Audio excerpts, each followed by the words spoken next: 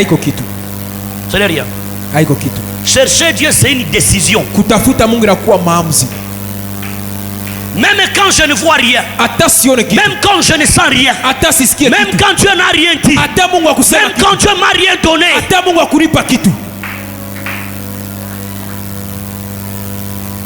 il y a beaucoup de personnes qui entrent ici. Toute l'onction qu'on libère ici, lui quitte comme une pierre. Frère, dans les choses de Dieu, il ne faut pas être une pierre, mais soit un carton. On peut verser de l'eau sur une pierre, mais ça ne peut jamais se dilater.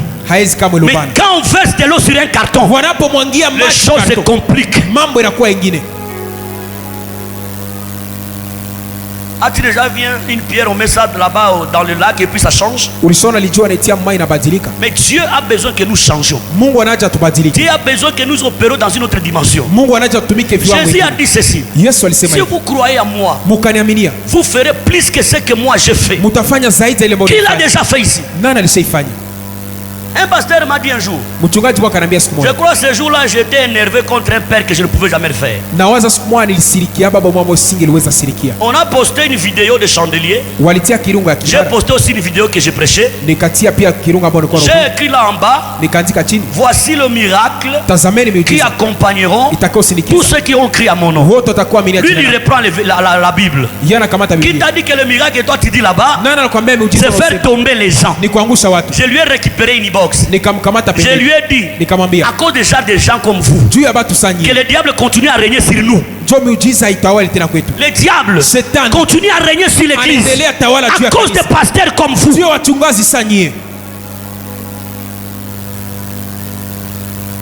Écoutez, tu dois bien être sensible. Quand nous parlons à la sensibilité, ce n'est pas ce que tu fais, les sensations dans ton corps. C'est l'esprit qui doit être touché. Tu sais, j'ai toujours dit aux enfants de Dieu, il y a la différence entre une bonne parole et une vraie parole.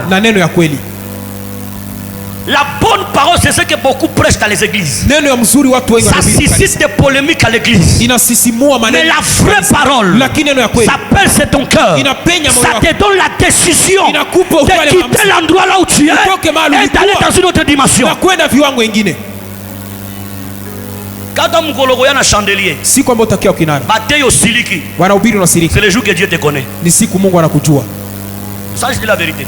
Le jour où la parole va te faire mal ici, sachez bien que ce jour-là, si tu pries bien, Dieu va te parler. Je me suis fâché un jour. J'ai prié comme je n'ai jamais fait. J'ai prié. J'ai prié. J'ai passé toute la nuit en prière. Même pas une souris dans la chambre bougeait. Le lendemain, je suis venu ici au ministère. Papa finit à prêcher, je prends ces choses. Je suis rentré avec ça dans ma chambre. Je commence à dire: Dieu de papa, agir. Dieu est comme ça. Je rentre encore demain au ministère. Je prends encore le papier. Je rentre à la maison. Un jour, Dieu m'a dit: tu pries, mais toi, tu ne pries pas. Oh. Dieu me dit: c'est ta bouche qui me parle, mais ton esprit n'est pas ici. Le jour j'ai remis mon esprit à moi, je n'avais même pas prié. Après la conférence chandelier internationale de l'année passée, je suis rentré à la maison un jour. Je voulais m'habiller pour sortir. J'étais en cinglé, assis sur le lit. J'ai senti un vent entrer dans la chambre.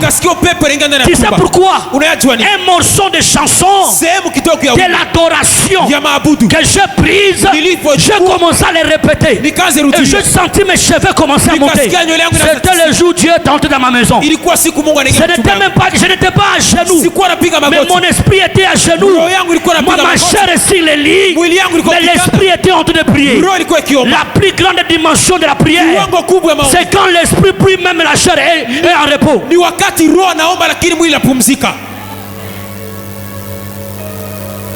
Écoutez mes frères prophètes, Sikiliza ndugu zangu nabii. La plus grande dimension de la prophétie, kiwango kubwa ya unabii, c'est quand un prophète devient une prophétie. Ni wakati nabii mwenyewe anakuwa unabii. Quand les gens te voient, ils voient la prophétie. Watu wanapokuona wanaona. Quand les gens te regardent, ils regardent la prophétie. Wanapokuona wanaona. Même si tu n'as pas prophétisé, hata kama ta présence est seulement uwepo tu commence à consoler les gens. Inaanza fariji. Lorsque Jésus est arrivé à la tombe de Lazare, Yesu alipofika kwa kaburi la Lazare, on a dit ceci. Walisema hivi, si tu étais ici, le monsieur n'allait pas mourir. Et il n'avait pas besoin de Jésus, mais la résurrection qui était à lui. Jésus était caractérisé par les miracles.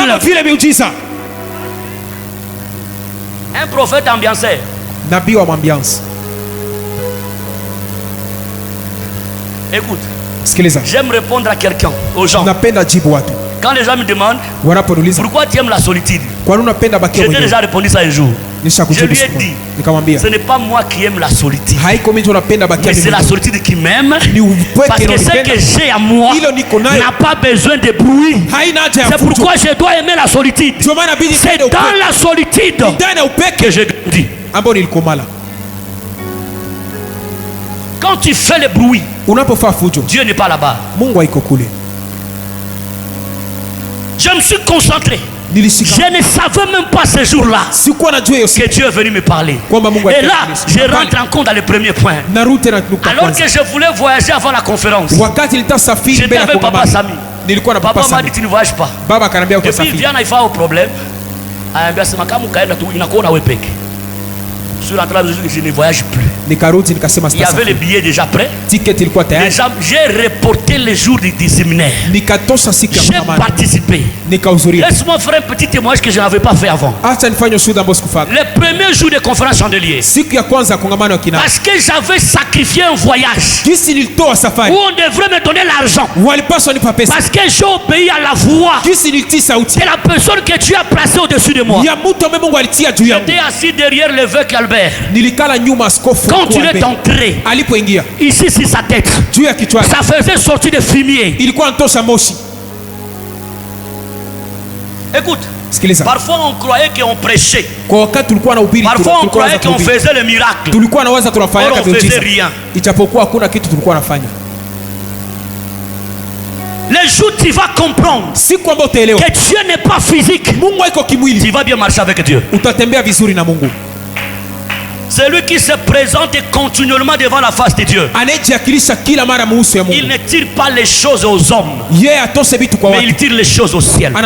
C'est là où il y a la différence entre un sacrificateur et un prophète. Un sacrificateur, c'est un homme du peuple. Il prend les choses du peuple, il ramène ça chez Dieu. Mais un prophète, il prend chez Dieu, il ramène sur la terre.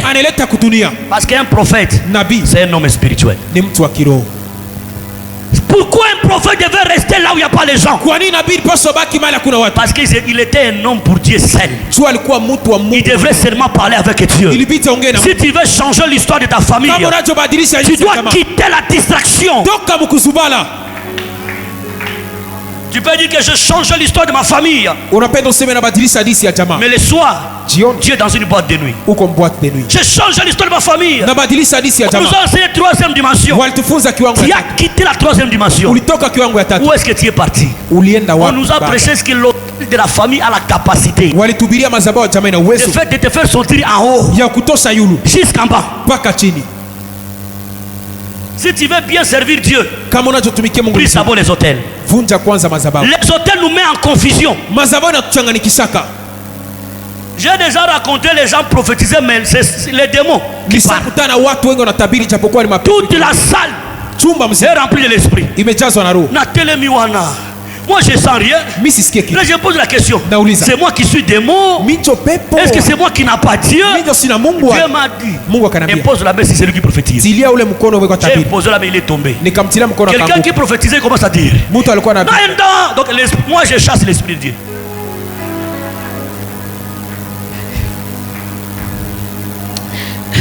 Frère, sœur, vérifie ton prophète s'il a l'esprit de Dieu. Vérifie bien ton prophète s'il a l'esprit de Dieu. Vérifie bien. Tu sais le problème avec les églises, les gens ne vérifient plus. Est-ce que tu vérifies vraiment que ton prophète a l'esprit de Dieu? Un jour, quelqu'un m'a demandé. Siku mtu aliniuliza. C'est mon oncle là-bas propre. Ni mjomba wangu mimi mwenyewe. Pourquoi ton père? Kwa nini baba yako? Lui, il enseigne que les choses que nous, on n'enseigne pas. Yeye anafundisha bila Je tufundisha. lui ai répondu parce que lui n'est pas toi. Nikamjibia jua iko wewe. Deuxième chose. Kitu ya pili. Parce que toi, tu es un prophète de la terre. Uko nabii wa Lui, il est kudunia. un prophète du ciel. Yeye ni nabii wa Donc, mbinguni. il tire les choses au ciel. Anatosa vitu Il nous ramène sur la terre. Anatuletea kudunia. Les gens qui servent Dieu sur la terre, Wanaotumikia Mungu kudunia. ils copient les enseignements.